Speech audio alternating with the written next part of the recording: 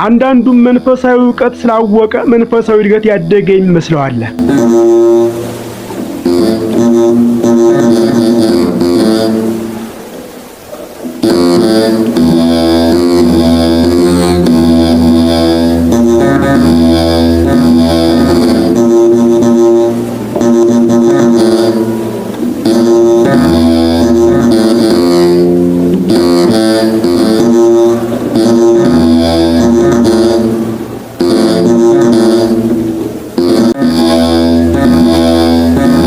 በስመ አብ ወወልድ ወመንፈስ ቅዱስ አሐዱ አምላክ አሜን።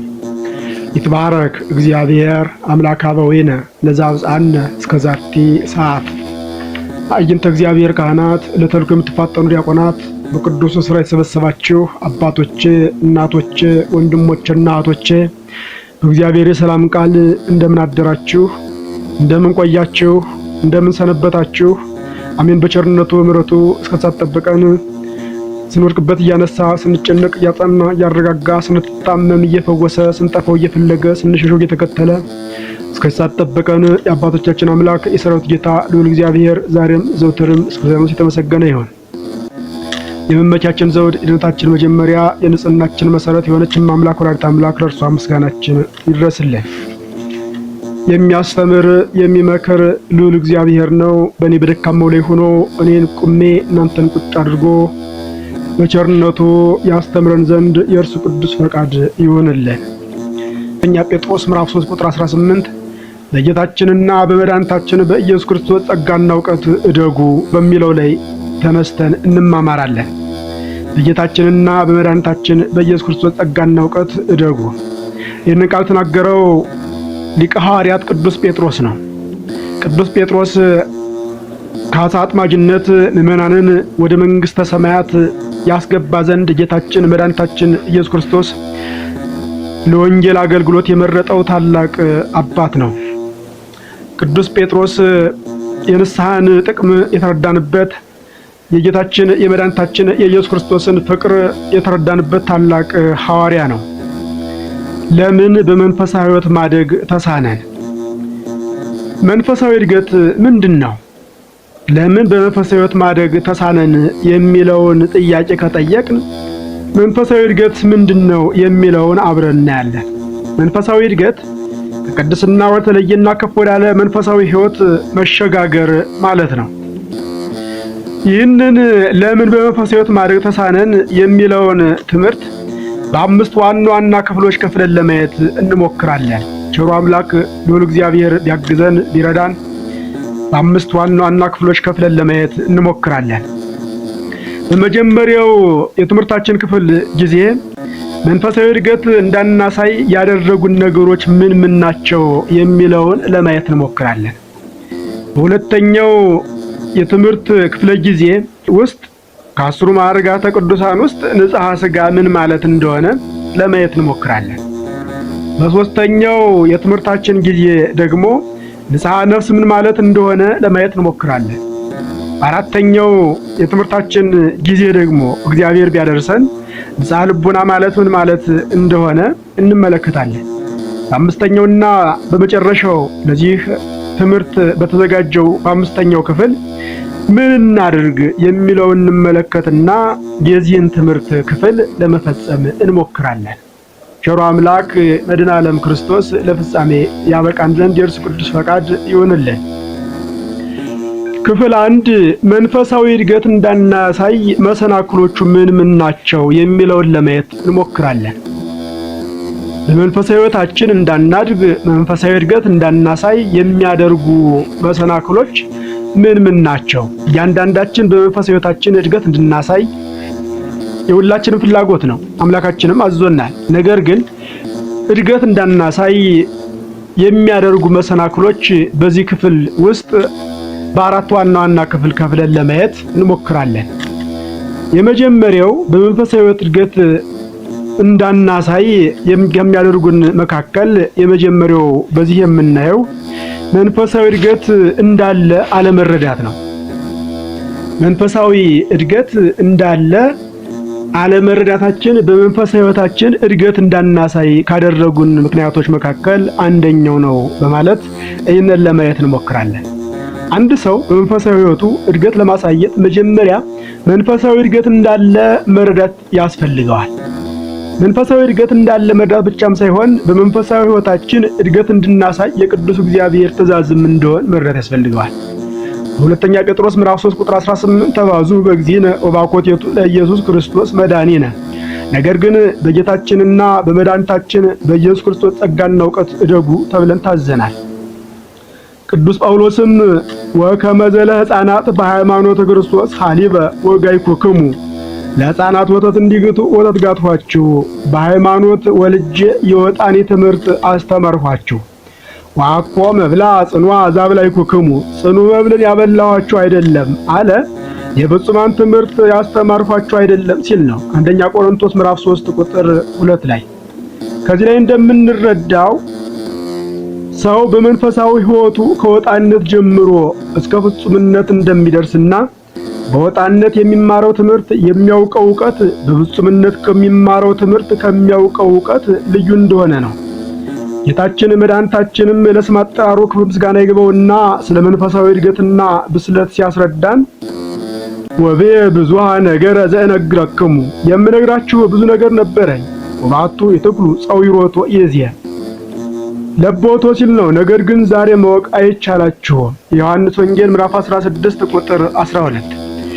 ጌታችን መድኃኒታችን ኢየሱስ ክርስቶስ እንዲህ አላቸው፣ የሁሉ ነገር ምንጭ የሆነው እግዚአብሔር መንፈስ ቅዱስን ሲቀበሉ መንፈሳዊ እድገት እንደሚያድጉና በኋላ ሁሉን ነገር ወደ ማወቅና ወደ መቻል እንደሚያድጉ ሲነግራቸው ነው። ፊልጵስዩስ ምዕራፍ 4 ቁጥር 13ም ስንመለከት ኩሎ እክል በዘውእቱ አካለን ክርስቶስ፣ ኃይልን በሚሰጠኝ በክርስቶስ ሁሉን እችላለሁ ይላል ቅዱስ ጳውሎስ። ስለዚህ አንድ ሰው በመንፈሳዊ ሕይወቱ እድገት ለማሳየት መጀመሪያ መንፈሳዊ እድገት እንዳለና ማድረግ እንደሚገባ እንደታዘዝንም መረዳት ሲችል ብቻ ነው። ይህንን ሁኔታ የተረዳ ሰው ሁሉን ማድረግ ወደሚችለው ወደ ልዑል አምላክ የበለጠ ይጠጋል። ምክንያቱም እንዲህ ተብለናልና እስመ ዘእንበሌሰ አልቦ ዘትክሉ ገቢረ ወኢምንትኒ፣ ያለ እኔ ምንም ልታደርጉ አትችሉም። ዮሐንስ ወንጌል ምዕራፍ 15 ቁጥር 5 ላይ። ከዚህ ላይ ማወቅ ያለብን አንድ ነገር፣ አንድ ሰው በመንፈሳዊ ሕይወት ልደግ ብሎ በራሱ ማደግ አይችልም። የሚያሳድግ ቸሩ አምላክ መድኃኔ ዓለም ነው እንጂ ከሰውየው ምን እንደሚጠበቅ ግን ለይቶ ማወቅ ያስፈልጋል። ምክንያቱም ተጋድሎ እጅግ ጽኑ ነውና ቅዱሳን አባቶችና እናቶች ያለፉበትን የቅድስና ደረጃ ማወቅና መርዳት እጅግ ተገቢ ነው። እነርሱን አብነት አድርገን እነሱንም መስለን እንከተላቸው ዘንድ እንዲታዘናል። ዕብራውያን 13 ቁጥር 7 ላይ ተዘከሩ መኳንንቲክሙ ዘነገሩክሙ ቃለ እግዚአብሔር ወንዘ ትሬዩ ሰናየ ግዞሙ ተመሰሉ በሃይማኖቶሙ፣ የእግዚአብሔርን ቃል የተናገሯችሁ ዋኖቻቸውን አስቡ፣ የኑሯቸውን ፍሬ የተመለከታችሁ በእምነት ምሰሏቸው። በዓለም እየኖሩ የመንፈሳዊ እድገት ለማሳየት ትጋትና የበለጠ ወደ እግዚአብሔር መጠጋት እንደሚያስፈልግ የቅዱሳን ሕይወት ያስረዳናል። ምክንያቱም አማኙም የማያምነውም አብሮ ያለበት ዓለም ውስጥ ፍሬ ለማፍራትና በመንፈሳዊ ሕይወት ለማደግ የበለጠ እግዚአብሔር እርዳታ የሚያሻና ትጋትን የሚጠይቅ መሆኑን ማወቅ ያስፈልጋል። ፊልክስዩስ ተስዕሎ 151 ስንመለከት አባ ውቅሪስ እንዲህ እያሉ ሲመክሩ እንመለከታለን። ለፍጹማን ከወጣንያን ጋር ከመኖር ከሰይጣንና ከአራዊት ጋር መኖር ይሻላቸዋል ብለው ሲመክሩ እንመለከታለን። ስለዚህ መንፈሳዊ እድገት እንዳለ አለመረዳት የመጀመሪያው በመንፈሳዊ ሕይወት እንዳናድግ ያደረገ ምክንያት እንደሆነ ልንረዳ ያስፈልገናል ማለት ነው። ሁለተኛው በመንፈሳዊ ሕይወታችን እንዳናድግ ካደረገን ምክንያት መካከል መንፈሳዊ ዕውቀትና መንፈሳዊ እድገት የተቀላቀለብን ብዙ ነን። መንፈሳዊ ዕውቀትና መንፈሳዊ እድገት የተቀላቀለብን ብዙ ነን። አንድ ሰው አወቀ የሚባለው በመንፈሳዊ ሕይወቱ ለውጥ ማምጣት ሲችል፣ ራሱንም ሌሎችንም መጥቀም ሲችል ብቻ እንደሆነ ልንረዳ ያስፈልገናል። አለበለዚያ ግን ከተጠያቂነት አያድንም። የሉቃስ ወንጌል ምዕራፍ 11 ቁጥር 52 ላይ እናንተ ሕግ አዋቂዎች የእውቀትን መክፈቻ ስለወሰዳችሁ ወዮላችሁ፣ ራሳችሁ አልገባችሁም፣ የሚገቡትንም ከለከላችሁ ይለናል ጌታችን መድኃኒታችን ኢየሱስ ክርስቶስ። አንዳንዱም መንፈሳዊ ዕውቀት ስላወቀ መንፈሳዊ እድገት ያደገ ይመስለዋል። እርግጥ ነው መንፈሳዊ ዕውቀት ለመንፈሳዊ እድገት መሰረት ነው። ነገር ግን በተገቢው ሁኔታ ካልተረዳን የመጥፊያ መንገድም ሊሆን ይችላል። ድናሪዎስ አንደኛ ቆሮንቶስ ምዕራፍ 8 ቁጥር 1 ላይ ስንመለከት ዕውቀት ያስታብያል፣ ፍቅር ግን ያንጻል ይለናል። አንዳንዱም አወኩ ብሎ ራሱን የክብር ማማ ላይ በማስቀመጥ ክርስቶስ የሞተለትን ወንድሙን ያጠፋል። አንደኛ ቆሮንቶስ ምዕራፍ 8 ቁጥር 11 በአንተ ዕውቀት ይህ ደካማው ይጠፋል፣ እርሱም ክርስቶስ የሞተለት ወንድም ነው ይለናል። አንዳንዱም ትንሽ ባወቀ ጊዜ ሁሉን ያወቀ ይመስለውና በመታበይ ከመንፈሳዊ እድገት በተቃራኒው ያድጋል። ፈላስፎችስ እንኳ ባወቁ ቁጥር አለማወቅን ተረዳው ሲሉ እንመለከታለን። ቅዱስ ጳውሎስም በአንደኛ ቆሮንቶስ ምዕራፍ 13 ቁጥር 9 ላይ ከዕውቀት ከፍለን እናውቃለን ይላል። ከዕውቀት ከፍለን እናውቃለን። አወቅን ብለው የሳቱ ብዙ ሰዎች አሉ። ሌሎች የመንፈሳዊ እድገት ድልድዮች ሳይሆኑ የመውደቂያና የመሰባበሪያ ጉዲዎች ይሆናሉ። ቅዱስ ጳውሎስ ለመንፈሱ ልጁ ለጢሞቴዎስም እንዲህ ሲለው እንሰማለን። አንደኛ ጢሞቴዎስ ምዕራፍ 6 ቁጥር 1 ላይ ይህ ዕውቀት አለን ብለው አንዳንዶቹ ስለ እምነት ስተዋል ይለናል። ስለ እምነት ስተዋል። መንፈሳዊ እድገት ግን ያወቁትን ዕውቀት ተጠቅመው ከአንድ የመንፈሳዊ እድገት ደረጃ ወደ ቀጣዩ የመንፈሳዊ እድገት ደረጃ መሸጋገር መቻል ነው። አንዳንዱ መንፈሳዊ ዕውቀት ስላወቀ ከእርሱ በላይ ሰው የሌለ የሚመስለውና በመታበይ ከሕይወት መንገድ ይወጣል። አንዳንዱም መንፈሳዊ ዕውቀት ስለማያውቅ መንፈሳዊ እድገት ለእርሱ እንዳልተፈቀደ የሚያስብ ብዙ ሰው አለ። ነገር ግን ይህ ስህተት ነው። መንፈሳዊ ዕውቀት ሳይኖራቸው በመንፈሳዊ የቅድስና ደረጃ የሚያድጉም ስላሉ። በዚህም አንድ ታሪክ አንስተን መመልከት እንችላለን። አትማረኝ እያለ የሚጸልየው ታላቅ አባት ለዚህ ማስረጃ ነው። ይህ አባት አውቃለሁ ወደሚል ወደ አንድ ሰው ቀረብ አለና ጸሎት አስተምረኝ አለው። ያም በመታበይና ወንድሙን ዝቅ አድርጎ በማየት አትማረኝ እያልክ ጸልይ አለው። ይህም አባት አትማረኝ ጌታ ሆይ አትማረኝ ጌታ ሆይ አትማረኝ እያለ ለብዙ ዘመናት ሲጸልይ ኑሯል። ብቃት ደረጃም ደረሰ። በአንድ ወቅት ሁለት ቆሞሳት ለተልእኮ ወደ ገዳሙ ሄዱ። በዚያም ተልኳቸውን እያደረጉ በነበረበት ሰዓት ይህ ሰው ጌታ ሆይ አትማረኝ ጌታ ሆይ አትማረኝ እያለ ሲጸልይ ሰሙት። ወንድሜ ምን እያልክ ነው ብለው ጠየቁት።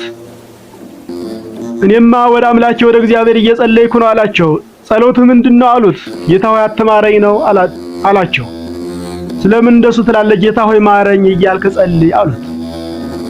እሺ ብሎ ተቀበለ።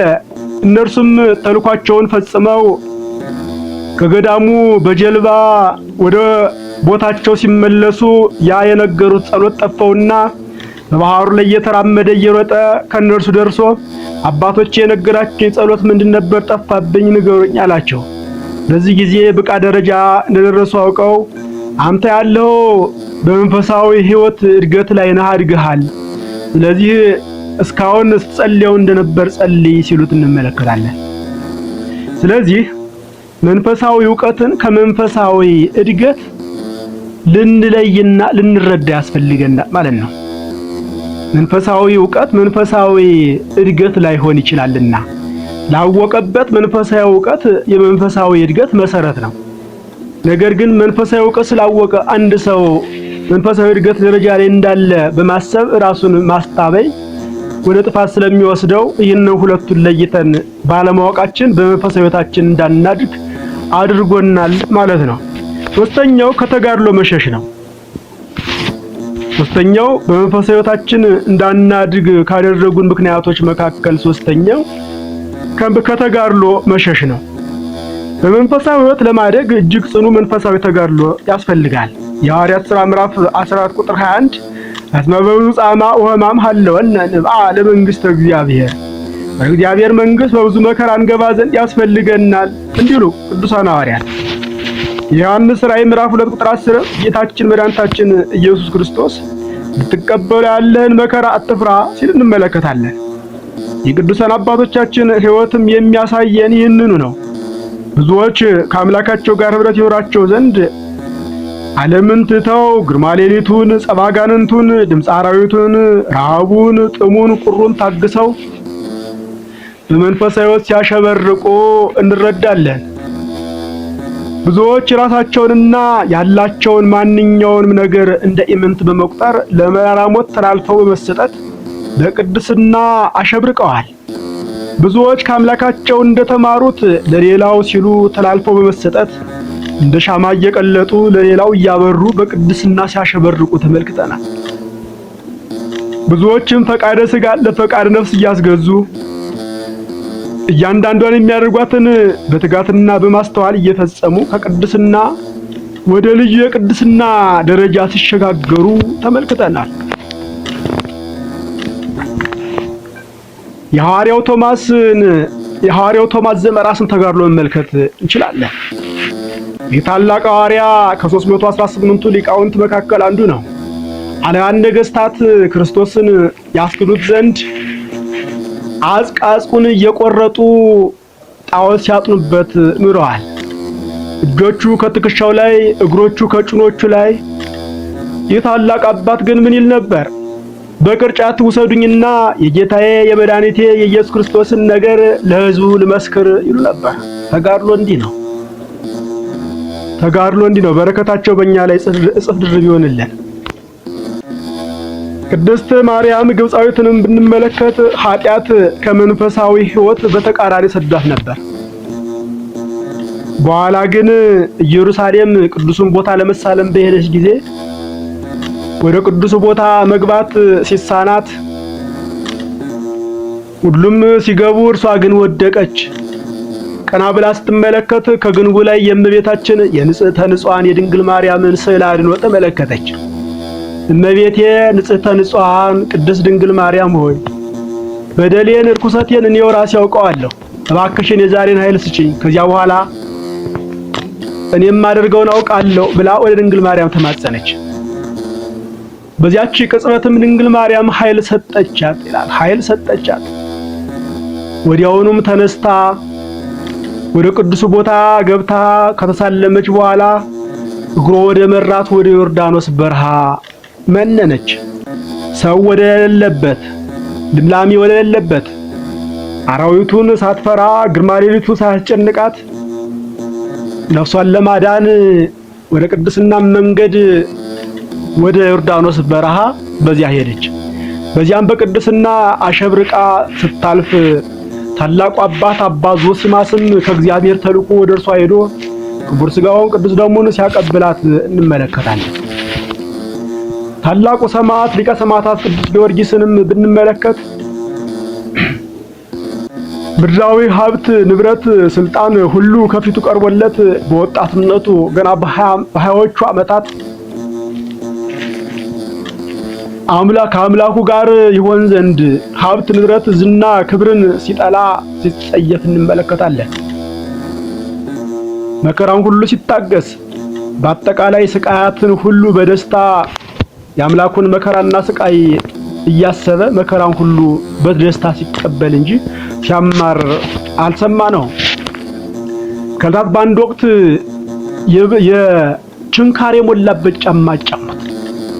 ችንካር የሞላበት ጫማው ውስጥ ሙሉ ችንካር ያለው ያንንም ተጫማ። ነገር ግን መጀመሪያ ህመሙ እጅግ ጽኑ ሆነ፣ ተጎነበሰ፣ መራመድም ተሳነው። ከህመሙ ጽናት ነፍሱም ልትለይ መሰለው። ነገር ግን እንደገና ወደ ቀራንዮ ተመለከተ። ቀራንዮን ሲመለከት የጌታችን የመድኃኒታችን የኢየሱስ ክርስቶስ መከራው፣ ስቃዩ፣ ሞቱ ትዝ አለው። የጌታዬ የመድኃኒቴ የኢየሱስ ክርስቶስ መከራው፣ ስቃዩ ለምን አይታየኝም? ስለምን የኔች ትንሽ መከራ ታስበኛለች ብሎ ይህን በልቡ ሲያስብ ወዲያውኑ መንፈሳዊ ኃይል ተሰጥቶት በዚያ ጫማ እየተጫማ ወደ አላውያን ነገስታት ሲገባ እንመለከታለን። ስለዚህ ከዚህ ላይ መማር ያለብን በመንፈሳዊ ሕይወት ለማደግ ከተጋድሎ መሸሽ አያስፈልግም ማለት ነው። ከተጋድሎ እየሸሸን የምንሄድ ከሆነ ከመንፈሳዊ ሕይወትም እየሸሸን እንደሆነ ልንረዳ ያስፈልገናል። በብዙ መከራ የእግዚአብሔር መንግስትም እንደምናገኝ ልናውቅ ያስፈልገናል ማለት ነው። እኛስ ለመንፈሳዊ ተጋድሎዎች ያለን አመለካከት ምን ይመስላል? ታዲያ ለመንፈሳዊ ተጋድሎዎች ያለን አመለካከት የተስተካከለ ካልሆነ እንዴት በመንፈሳዊ ህይወታችን እናድጋለን? አይደለም በመንፈሳዊ ህይወት ለማደግ ዓለማዊ እድገት እንኳን ለማሳየት ቀን ከሌት ትጋት ያስፈልጋል። ቀን ከሌት ትጋት ካላሳየን በዓለማዊ ህይወታችን እንኳን ማደግና መኖር ከባድ ይሆናል። ስለዚህ በመንፈሳዊ ህይወታችን እንዳናድግ ያደረገን መንፈሳዊ ተጋድሎችን በመሸሽ ምክንያት ከመንፈሳዊ እድገት ውጭ ሆነናል ማለት ነው።